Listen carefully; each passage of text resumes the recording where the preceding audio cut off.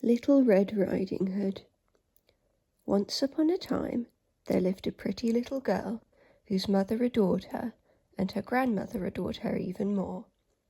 This good woman made her a red hood like the ones that fine ladies wear when they go riding.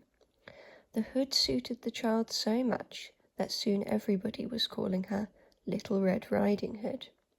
One day, her mother baked some cakes on the griddle and said to Little Red Riding Hood, "Your granny is sick. You must go and visit her. Take her one of these cakes and a little pot of butter." Little Red Riding Hood went off to the next village to visit her grandmother. As she walked through the wood, she met a wolf who wanted to eat her but did not dare to because there were woodcutters working nearby. He asked her where she was going. The poor child did not know how dangerous it is to chatter away to wolves, and replied innocently, "I'm going to visit my grandmother to take her this cake and this little pot of butter from my mother." "Does your grandmother live far away?" asked the wolf. "Oh yes," said Little Red Riding Hood.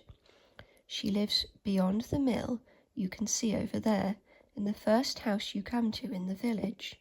"Well, I shall go and visit her too," said the wolf. "I will take this road, and you shall take that road, and let's see who can get there first."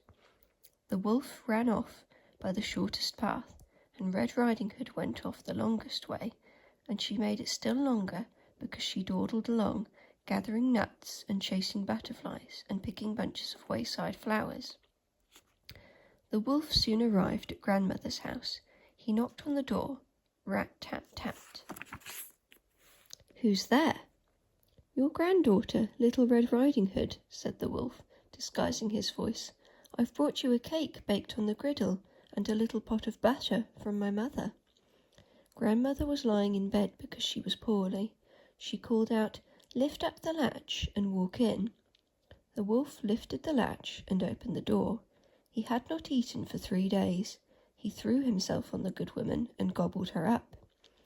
Then he closed the door behind him and lay down in grandmother's bed to wait for Little Red Riding Hood. At last she came knocking on the door. Rat-tat-tat. "Who's there?" Little Red Riding Hood heard the hoarse voice of the wolf and thought that her grandmother must have caught a cold. She answered, "It's your granddaughter, Little Red Riding Hood. I've brought you a cake baked on the griddle and a little pot of butter from my mother." The wolf disguised his voice and said, "Lift up the latch and walk in." Little Red Riding Hood lifted the latch and opened the door.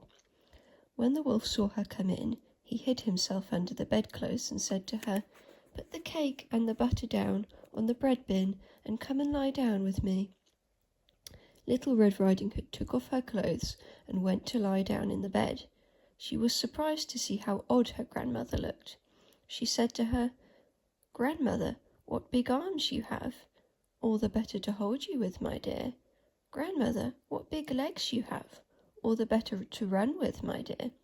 "Grandmother, what big ears you have! All the better to hear you with, my dear." "Grandmother, what big eyes you have! All the better to see you with, my dear." "Grandmother, what big teeth you have! All the better to eat you up."